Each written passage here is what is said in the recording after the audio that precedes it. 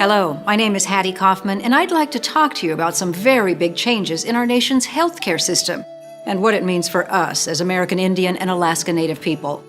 The Affordable Care Act, which became law in 2010, opened the door to health insurance coverage by expanding Medicaid and providing free or low-cost insurance options for millions of Americans, including you and your family. Under the Affordable Care Act, American Indians and Alaska Natives can get free or low-cost health insurance. This insurance can be used at your tribal, urban Indian, or Indian Health Service clinic or hospital. You can also get services from a provider on your Marketplace plan.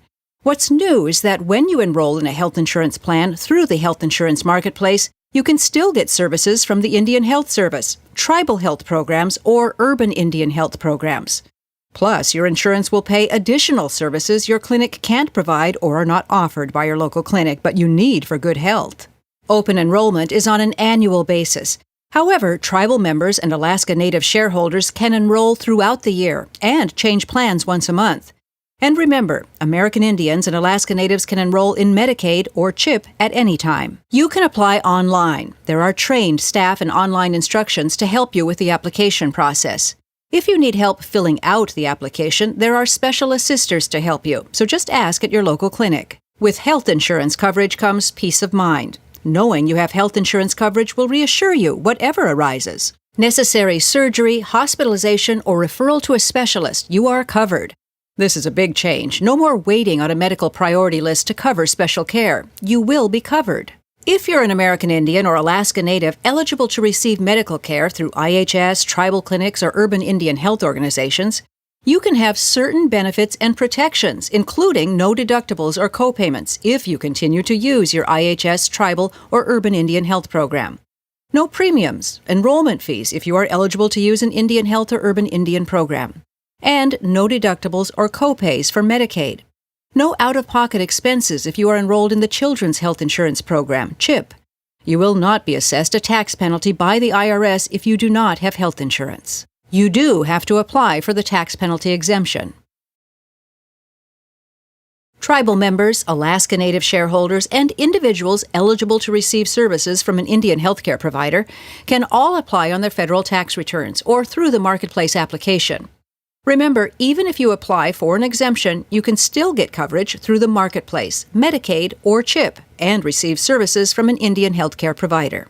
Plus, if you're an enrolled member of a federally recognized tribe, you have benefits in addition to the ones I just mentioned, including no deductibles or copayments if your household income is below certain limits, around $70,000 for a family of 4 in the lower 48 states, or around $88,000 for a family of 4 in Alaska.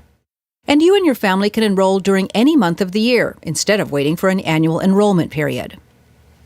In addition to the special provisions offered to American Indians and Alaska Natives, our people are also covered by the basic benefits of the Affordable Care Act that apply to all U.S. citizens. This means you can't be denied coverage because of a pre-existing condition. There's no lifetime limit on how much care is paid for if you get sick. Your coverage can't be canceled if you get a serious illness. And preventive health care is covered, like mammograms, flu and pneumonia shots, and well child visits from birth to age 21. The Affordable Care Act honors our unique trust relationship with the federal government as Indian tribes and Indian people. Special provisions continue so that certain payment from Indian land or treaty rights and money from the sales of items of cultural or traditional significance won't be counted for determining Medicaid or CHIP eligibility. So, how do you apply? You can fill out an application on healthcare.gov or by telephone, or you can ask your local clinic or hospital to help you fill out a paper application. Your information will remain confidential. There is a special section on the application just for American Indians and Alaska Natives. To take advantage of the special benefits and protections, you must fill out the full form and the section for American Indians and Alaska Natives. Whether you're an enrolled member of a federally recognized tribe or a non-enrolled descendant of a tribe eligible for IHS, tribal, or urban Indian health care, you may qualify for these special benefits and protections, but you must apply. On the application, you'll be asked about Social Security numbers for you and others applying for coverage, employment or income records, information about current health insurance, including information about employer health coverage, if you are enrolled in a federally recognized tribe, If you have ever received health services at an IHS, tribal, or urban Indian health clinic, and how much income you receive. The most important thing to remember when filling out the application is that you only report Indian income that you would report on your federal income tax returns. When you enroll in this new free or low-cost health coverage, you'll have the peace of mind knowing you are covered. Also, your IHS, tribal, or urban Indian health program will be able to bill your insurance, bringing in much-needed resources for our community's health programs. When you need to see a specialist, you will be referred to one, and you will not have to wait to see if there are contract health services or CHS dollars available, or be placed on a CHS waiting list. In the future, you may hear the phrase purchased or referred care, or PRC instead of CHS. Our American Indian and Alaska Native communities have done a lot with very little for a long time. We've worked hard to protect the federal trust responsibility to provide health care to our people. Now many more of our young, old, married, single, employed, unemployed, those with children and those without children have health insurance options. Our people, including you, deserve the best coverage available. So protect yourself, protect your family, protect your people. Ask about applying to the Health Insurance Marketplace or Medicaid and CHIP today. To learn more about the health insurance options available under the Affordable Care Act, Medicaid, and CHIP, go to www.healthcare.gov or ask your clinic provider or business office for an application. If you will need assistance filling out the application, please contact CMS at 1-800-318-2596 to get the additional assistance needed. If you are a TTY user, please call 1-855-889-4325. We want to make sure no one misses out on gaining access to this insurance opportunity.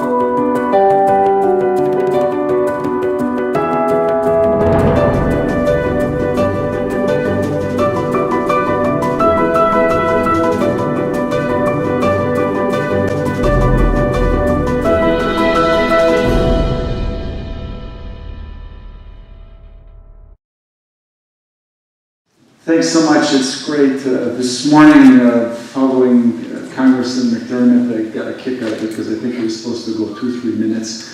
When you invite politicians, they come when they come and they talk as long as they want to talk. So that's what happens. I once had a mayor who came to our convention. He was supposed to go a half hour. He showed up exactly on time, spoke for 3 minutes, messed up my entire schedule. Anyway, I'm the President of the International Federation of Professional Technical Engineers. I also am very proud to be the chair of the Labor Caucus for Single Payer.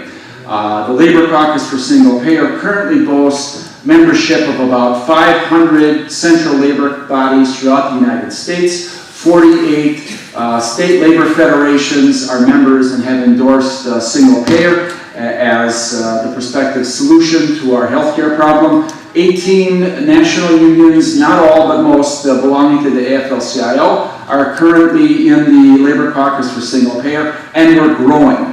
And the reason for that, and the reason for all these central labor bodies belonging and endorsing single payer, is because the rank and file members, the people that really, really run the labor movement. It isn't us smarty pants in Washington, D.C. It's real women and men working out in the real world who really drive the labor movement. And they have seen to it that their national unions, that their state labor feds, that their central labor councils continuously reaffirm their commitment towards single payer. Because these individual women and men bargain collectively with their employer over medical, vision, and dental insurance plans. They've been doing it for a long time. And they have seen more and more that employers are just driving down their own investment into their workforce, so employees get hit with higher and higher co-pays, out-of-pocket expenses for plans that cover less and less.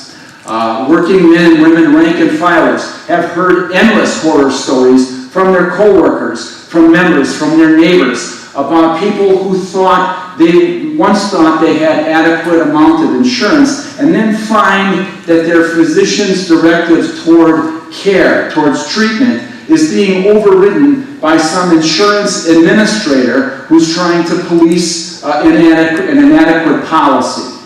Working men and women, union rank and file people, have seen retirees who have been forced into bankruptcy because they can't afford to pay their own out-of-pocket expenses, as employers more and more simply abandon retiree medical.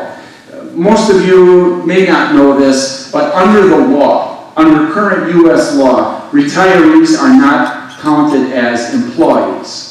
I don't care if you were a union member your entire life, you were a 40-year Teamster. Once you retire, you are not an employee according to the Act, according to any laws in the United States. And unions do not have the strength, the power, the legal standing to bargain for retirees. So if employers simply say, we're no longer covering retirees under our medical plan, there isn't a whole hell of a lot the union can do about it. You can't strike over it. It's a permissive subject for bargaining, but if the employer says we're not bargaining over it, then they just won't. So, don't know if anyone knew that. Beyond that, beyond the current conditions and the escalating conditions, and yeah, I'll also take a little bit of exception with what Congressman McDermott had to say. Union members are now are horrified to see that many of these plans that they have negotiated with employers, they've worked with employers to create plans, that somehow address in some way the needs of the members, the needs of the workforce. And workers have given up wages. They've given up pension benefits. They've given up employment opportunities in order to create a better health care plan for their members. And in exchange for that, they've seen these, what can only be viewed as morally responsible insurance plans, labeled Cadillac plans. Not just by labor's detractors, but by labor's allies. That's what we're facing. And the reason for all of this, of course, is because the American healthcare system is being driven by insurance companies, whose only, and it is, if you look at it, what is an insurance corporation, a multi-million dollar corporation? Their job, the job of the people running that corporation, is to return profits to the shareholders. That, they must do that. That's under the law. So in order to do that, in order to maximize profits, they have to deny care where and when they can. That's what happens. That's why the labor movement, for all of these reasons, that's why the labor movement is dedicated more than ever to the prospect of national single payer, of health care for all. That we've got to have that as the national policy in this country. So we understand, like all Americans, we in labor understand quite well the notion of progress. We know the difference between forward and backward. We scoff at a political party whose only interest is rolling back the Affordable Care Act with nothing to replace it, with no solutions, except to say, we're going to get rid of something that they've named after the president. By the way, think about that for a minute. What laws in this country are named after Roosevelt? are named after Johnson, are named after Reagan, are named after anybody named Bush. They just picked this one out and said, we're going to name it after this guy. You know, like, we don't do that with any other laws. They just picked that one out and they did it with him. In any event, that's their problem. We go beyond that, looking at the Affordable Care Act. We in labor really got to shake our heads in exasperation at the fallacy of a law that only seeks to provide irresponsible and inadequate insurance plans to working men and women. People don't need insurance. They need health care. They need medical care.